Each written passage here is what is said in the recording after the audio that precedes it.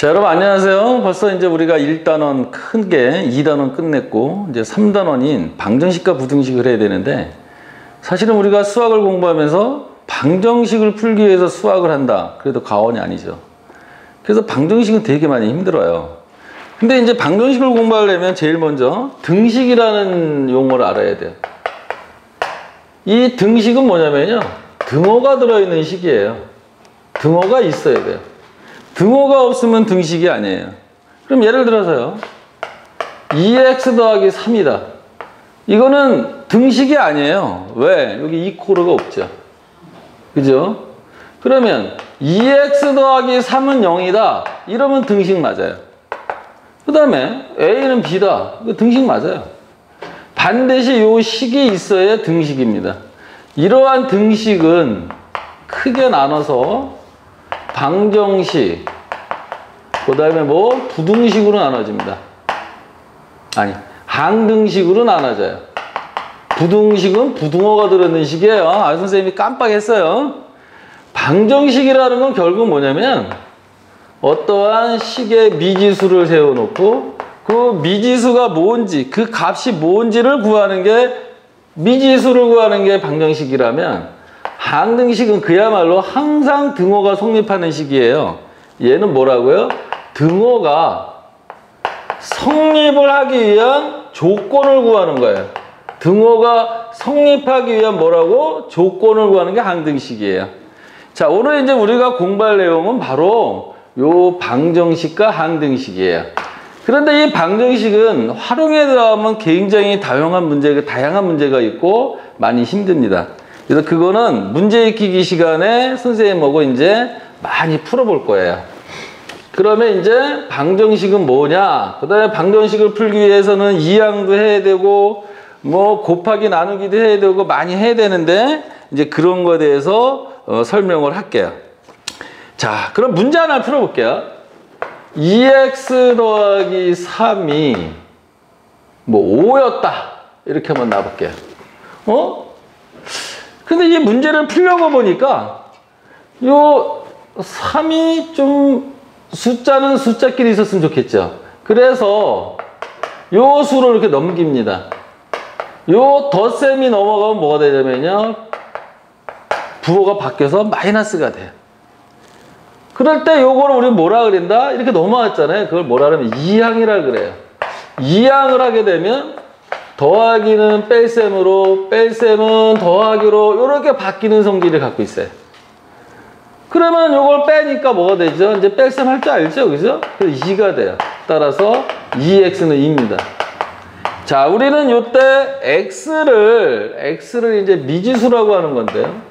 x를 미지수라고 하는 건데, 요 x를 구하려면 요 2가 없어져야 되죠. 그래서 요 2를 없애기 위해서는 어떠한 일을 할까요? 요거 역수를 곱하죠. 2의 역수는 얼마? 2분의 1이다. 그래서 양변에 뭘 곱한다? 2분의 1을 곱하는 거예요. 그러면 2하고 2분의 1 곱하면 역수를 곱했으니까 1이 되겠죠. 따라 여기 남는 건 x. 여기도 마찬가지로 2 곱하기 2분의 1은 1이었다. 그래서 우리가 구하고자 하는 x는 1이었어요. 자, 검산해 볼까요? 자, 여기 x에다가 1을 대입해봐요. 2 곱하기 1 더하기 3, 5 맞네요. 그래서 이거는 방정식을 제대로 풀었다, 이렇게 얘기할 수 있어요. 그래서 x는 2를 구하는 걸 우리는 방정식으로 합니다. 가만히 보니까 이제 이항을 했죠. 그 다음에 뺄셈을 했고 나누었죠. 그래서 어떠한 식이 이렇게 있다면, 등호가 있다면 같은 수를 더해줘도 성립합니다. 또 같은 수를 빼어줘도 성립을 합니다. 또 같은 수를 곱해도 등호는 성립합니다. 또 같은 수를 나누는 거죠. 이거는 C분의 1이네요. 그죠? 이렇게 나누어줘도 식은 성립하는 거예요. 그럼 사실 요거는 이제 뭐 요렇게 얘기하면 되겠네요. 그죠? A 나누기 C는 B 나누기 C다. 요 식이 마음에 안 들면 요렇게 설명하면 되겠죠. 그래서 나누어줘도 되는데, 단 0으로 나누면 안 됩니다. 요게 이제 성립하는데, 요 순서에 의해서 이런 걸 많이 여러분이 풀어보시길 바랍니다. 그래서 하나만 더 해볼게요. 그냥 지나가면 이제 또 섭섭할 것 같아서 자, 여기 있는 성질을 이용해서 이제 풀어보는 겁니다. 자, 3x 플러스 2가 뭐 8이다. 뭐 이런 문제를 한번 풀어볼게요. 자, 이거를 만족하는 x를 구하세요. 분명히 방정식입니다. 그죠? 그리고 여기 등호가 들어있어요. 자, 제일 먼저 할 일은 뭐겠죠? 이번에는 한번 이거를 이렇게 해볼게요.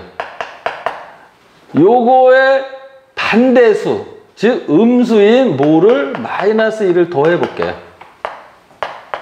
이렇게 음수를 더했습니다.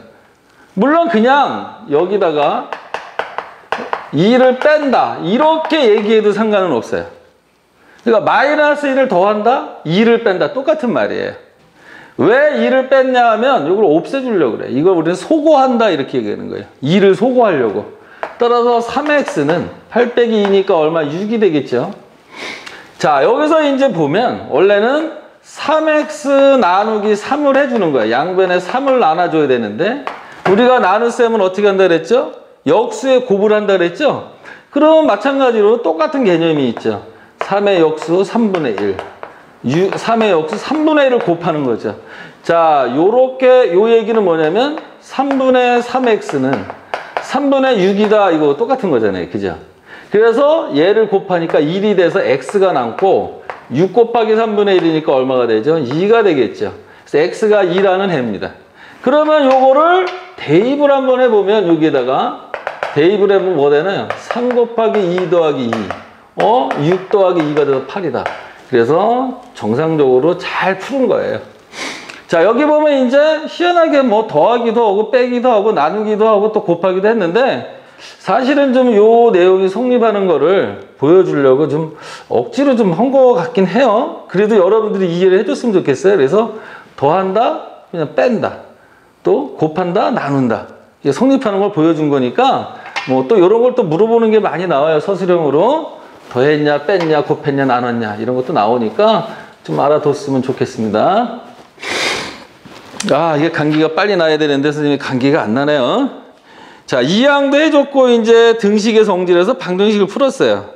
그 다음에 항등식이라고 있는데요. 한번 항등식이 한번 설명을 좀 해볼게요. 우리가 항등식이라는 게 나오면요, 임의의 실수 또 뭐 임의의 수 아니면 임의의 실수 한번 해볼까요?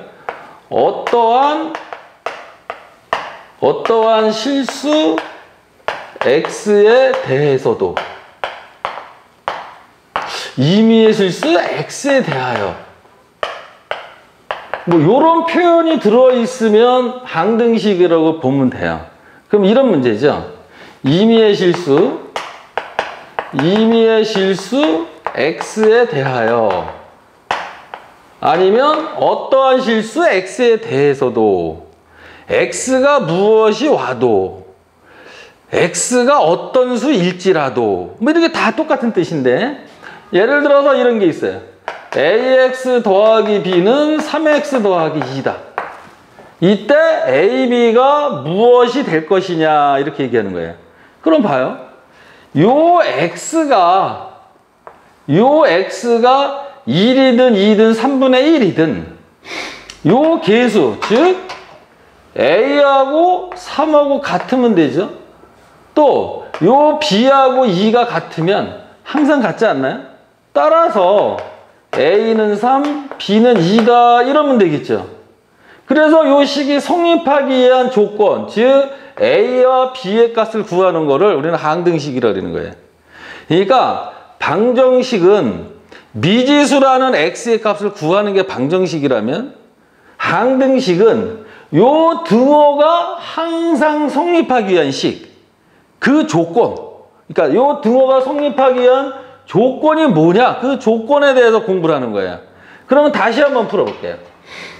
자, 3x 더하기 a가 예를 들어서 뭐 bx-5가 돼줘야 된다.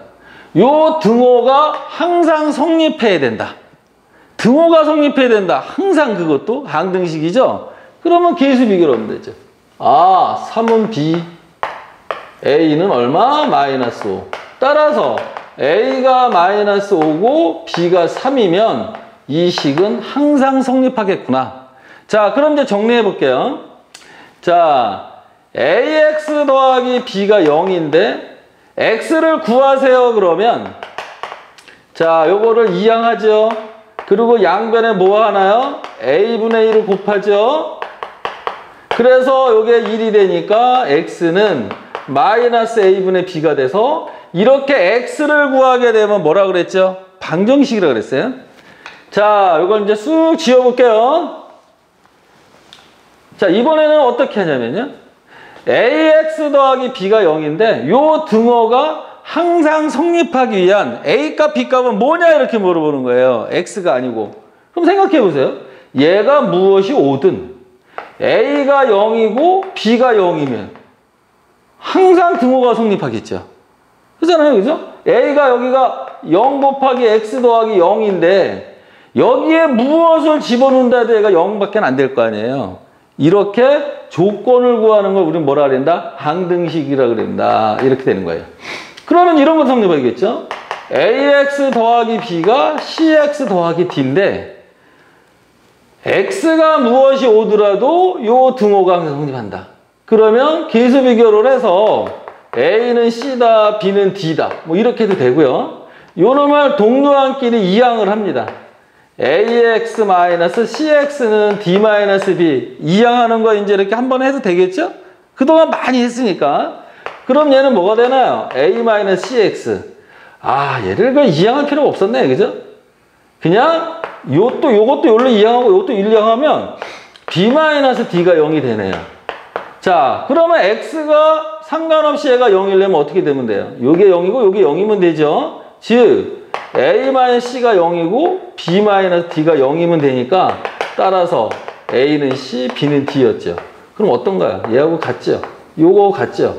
그래서 계수 비교를 하든 아니면 이렇게 한쪽을 0으로 만들어 놓고서 요 계수가 0이고 요 계수가 0이다. 이거를 우리는 항등식이다 이렇게 얘기하는 겁니다. 자, 이제 항등식에 대한 개념이 무엇인지 여러분이 알았을 거예요.